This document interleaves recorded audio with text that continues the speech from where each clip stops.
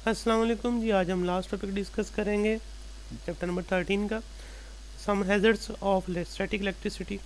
Static electricity से कुछ नुकसान हो सकता है, तो वो हम यहाँ पर डिस्कस करेंगे, उसके प्रिकॉशन भी देखेंगे साथ।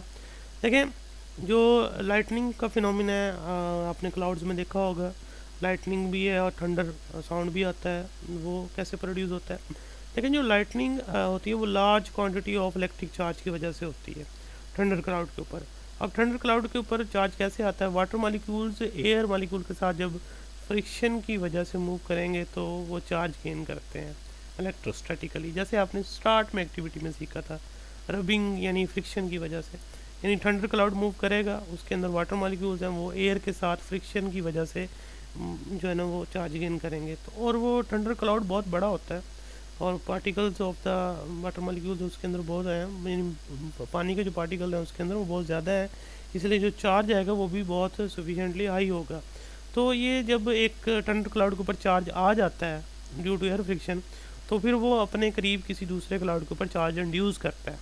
यानी उसके ऊपर पॉजिटिव चार्ज है तो साथ वाले के ऊपर वो नेगेटिव चार्ज को अट्रैक्ट करेगा, तो साथ वाले क्लाउड के एक एंड पे नेगेटिव चार्ज, दूसरे एंड पे पॉजिटिव चार्ज आएगा। तो फिर वो जो नेगेटिव चार्ज है वो तो फ्लो कर सकता है from one cloud to another cloud. तो नेगेटिव चार्ज जब फ्लो करता है पॉजिटिव थंडर क्लाउड की तरफ, तो फिर डेफिनेटली वो जब मूव कर रहेगा थ्रू मीडियम यानी एयर, तो वो आपको लाइटनिंग जो है ना वो नज़र आती है। और जब वो गुजरता है एयर में से तो एयर का टेम्परेचर बढ़ा देता है, बहुत ज़्यादा बढ़ाता है, तो जिसकी वजह से एयर वाइब्रेट करती है।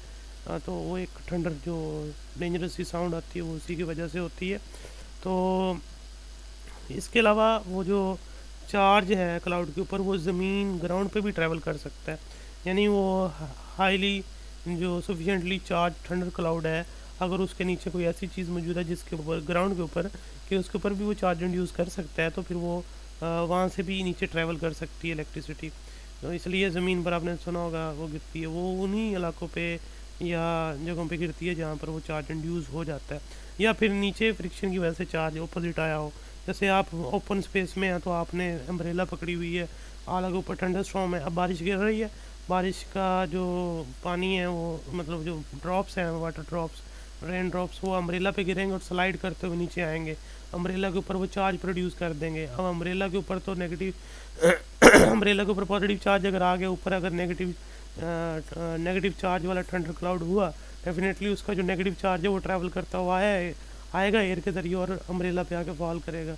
तो इस तरह से जो है ना वो जो लाइटनिंग है वो अर्थ पे भी स्ट्राइक करती है, और अर्थ पे वो जब स्ट्राइक करती है तो वो उसका बहुत ज़्यादा नुकसान भी होता है। और 24 आवर में से कोई भी ऐसा सेकंड खाली नहीं जाता जिसमें वो अर्थ पे स्ट्राइक ना करती हो, बहुत ज़्यादा करती है। तो जो टॉल बिल्डिंग्स हैं वो तो क्लाउड्स में घुसी होती हैं, तो उनके ऊपर तो काफ़ी खतरा होता है उसके स्ट्राइक करने का। तो उनको बचाने के लिए फिर हम लाइटनिंग कंडक्टर यूज़ करते हैं। यानी बिल्डिंग की जो छत होती है उसके ऊपर एक कंडक्टर लगा देते हैं, वो एक वायर सारे अटैच करके वो नीचे ज़मीन तक लेके आते हैं और उसको ज़मीन के अंदर ग्राउंड कर देते हैं।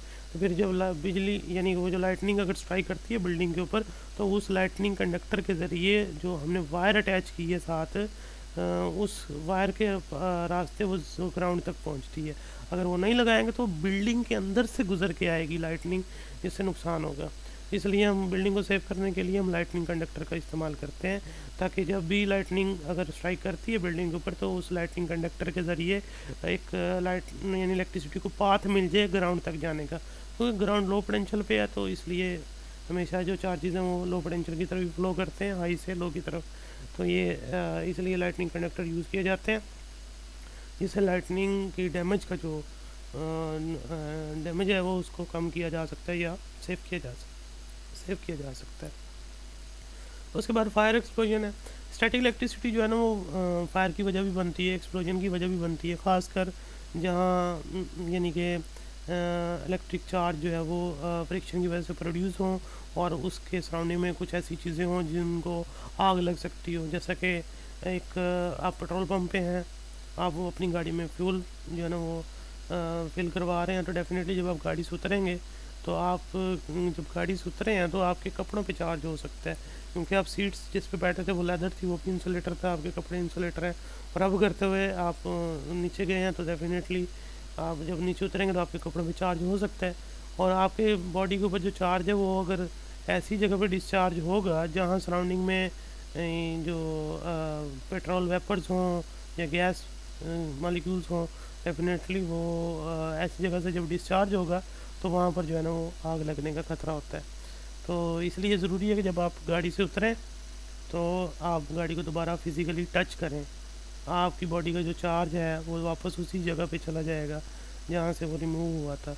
इस तरह जो है ना वो आपके क्लॉथ के ऊपर चार्ज नहीं रहेगा, तो डिस्चार्जिंग जो है वो उसी गाड़ी के ज़रिए ही हो जाएगी। लेकिन अगर आप ने गाड़ी से उतरे और रबरिंग की वजह से आपके क्लॉथ पे अगर चार्ज है और वह ऐसी जगह से डिस्चार्ज हुआ जहाँ पर वेपर्स मौजूद हैं पेट्रोल के, डेफिनेटली वो फिर फायर होगी, यानी आग लगने का खतरा है वहाँ पे और वो डेंजरस है।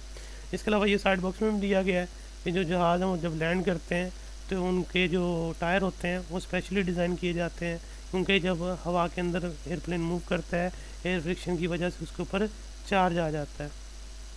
तो वो चार्ज मतलब वो जो चार्ज बॉडी उसने डिस्चार्ज होना है, वो ग्राउंड में जाना है। तो जैसे ही वो लैंड करे फ़ौरन पहले टच पे ही जो टायर जो है वो टायर के ज़रिए वो चार्ज ज़मीन में ट्रांसफ़र हो जाए। और नॉर्मली जो टायर और रबड़ के होते हैं इंसुलेटर होते हैं, लेकिन जहाज़ के लिए वो स्पेशल डिज़ाइन किए जाते हैं। या फिर आपने देखा होगा रनवे के ऊपर पानी भी जो है ना वो डाला होता है, और फ्रिक्शन को कम करने, वो जो फ्रिक्शन है टायर की रोड की वो कम करने के लिए। और दूसरा ये भी मकसद होता है उसका कि जो टायर गीले हो जाएंगे तो दैट इज़ वाई चार्ज को जल्दी कंडक्ट कर देंगे, जो एयर फ्रिक्शन की वजह से प्लेन की बॉडी के ऊपर जो आया होता है। और ये ऊपर साइड बॉक्स में बताया हुआ है कि जो लाइटनिंग है वो एक लाइट अगर स्ट्राइक करती है तो उससे 10,000 मिलियन जॉल एनर्जी जो है प्रोड्यूस होती है।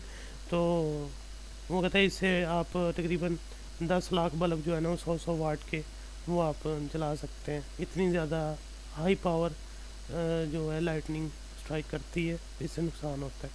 तो ये एज ए लॉन्ग भी आया हुआ है लेकिन एज ए शॉर्ट भी है।